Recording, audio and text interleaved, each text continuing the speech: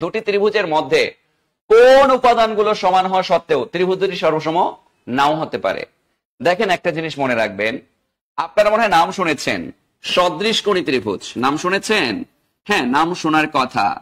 এই সদৃশকোণী ত্রিভুজের কিছু বৈশিষ্ট্য, মানে একটা বৈশিষ্ট্য আমি বলি, এই সদৃশকোণী ত্রিভুজের সদৃশ মানে কি?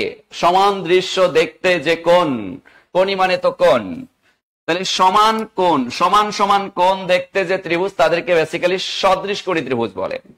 ধরেন একটা ত্রিভুজের এই তিনটা কোণের সমান আমি যদি আরো একটা ত্রিভুজ আঁকি, তখন এই একটা ত্রিভুজের তিন কোণ অপর ত্রিভুজের তিন কোণের সমান হইলে তাকে আমরা সদৃশকোণী ত্রিভুজ বলি।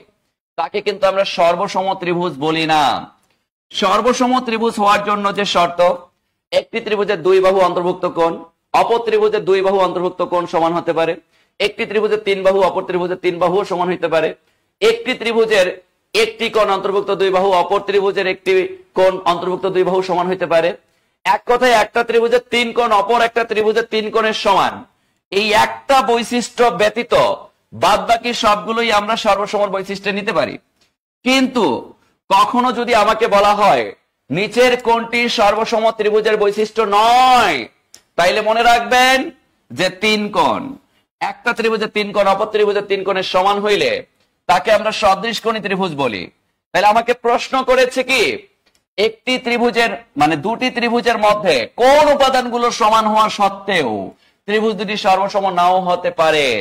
তার মানে সর্বসম হবে না শুধুমাত্র একটা ত্রিভুজের তিন কোণ অপর ত্রিভুজের তিন কোণের সমান হইলে। এটা শুধুমাত্র সদৃশকোণীর জন্য প্রযোজ্য। তাহলে আমরা এখান থেকে একটা সূক্ষ্ম অবজারভেশন করতে পারলাম যে এটার উত্তর হবে মিস্টার ক। অর্থাৎ একটির তিন কোণ অপরটির তিন কোণের সমান যদি আমাকে বলে, তাহলে সেটা সদৃশকোণী ত্রিভুজ হয়।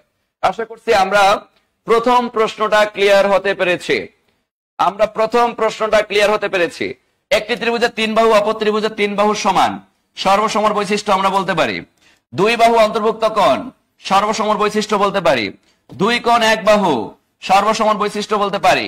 কিন্তু তিন কোণ অপরটি তিন কোণের সমান, এটাকে আমরা সর্বসম বলতে পারি নাই? কারণ না।